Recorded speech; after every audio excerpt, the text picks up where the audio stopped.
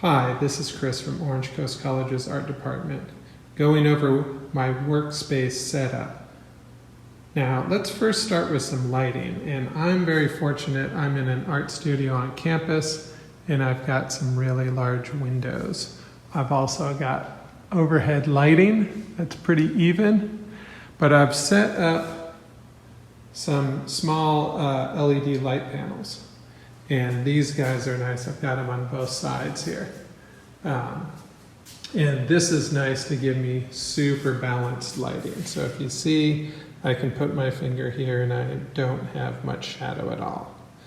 But if you are at home, you might not have this type of situation. So what could you do? You can bring in some lights and have them on either side of you, perhaps aiming from 45-degree angles. Basically, you don't want to cast a shadow whenever you're drawing. So if you can do what you can to not have a shadow, that would be great. If you have a nice window that brings in good daylight, I would face towards that window in my workspace. Now, these side lights I've got, you can pick them up for about 25 bucks for a pair on Amazon. Another thing to note about lights is our nice sky out there brings a lot of cool blue in. So if I'm outside, I'm going to get a lot of blue in my light. I've got bulbs up here that have a warm light coming from them. And then my LEDs are neutral. So pay attention to what bulbs you've got. If you can get neutral daylight, that is ideal. If you've got incandescent bulbs, they're going to give you a yellow-orange color in your space. So if you can get some LED bulbs and watch the temperature, because some impersonate incandescent and some try to get daylight. I think there's usually about 3 steps, so I'd get closest to daylight you can without turning it blue. Okay. Now let's look at the workspace more specifically, starting with the things that I use least and have out on the periphery.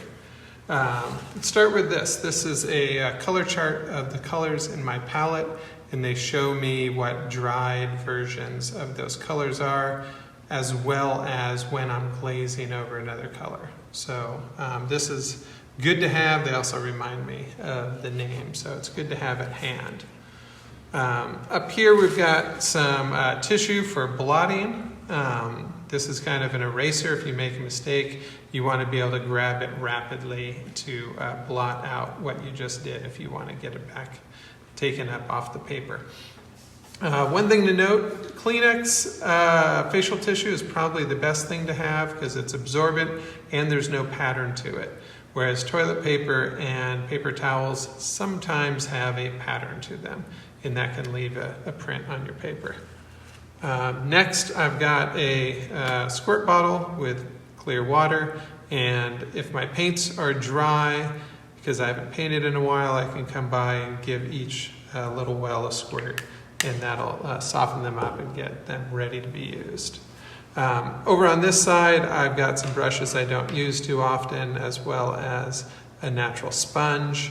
Good to have on hand, so just in case I need them, I can get them without having to go find them. And then the things that we use a lot, starting up here with the water. Many watercolor artists like to have 2 cups, one to clear your brush of most of the pigment, and then the second one to get clean, clear water into your brush. So if I'm painting and mixing, I can brush off here and get most of the paint out of it, and then I can get clean water here.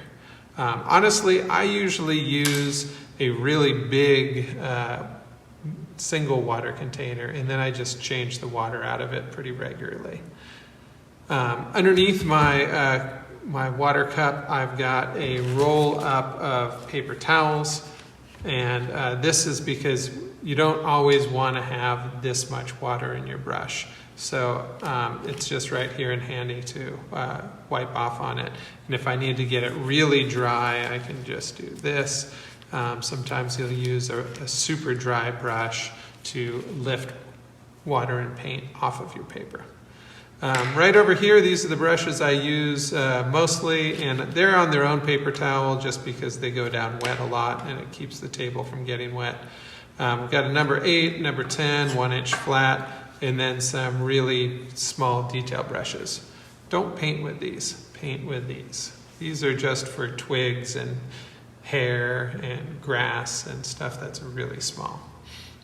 And then the main items, I'm right-handed, so I want to have my palette off to my right so I can mix here. And then, of course, my paper here right in front of me. So mix, paint, paint, go back, mix here. One thing you might notice is I've got something under my watercolor block. And it could be anything. Basically, the idea is I want the top higher up off the desk, so that if I'm doing a wash, gravity will take the water downward.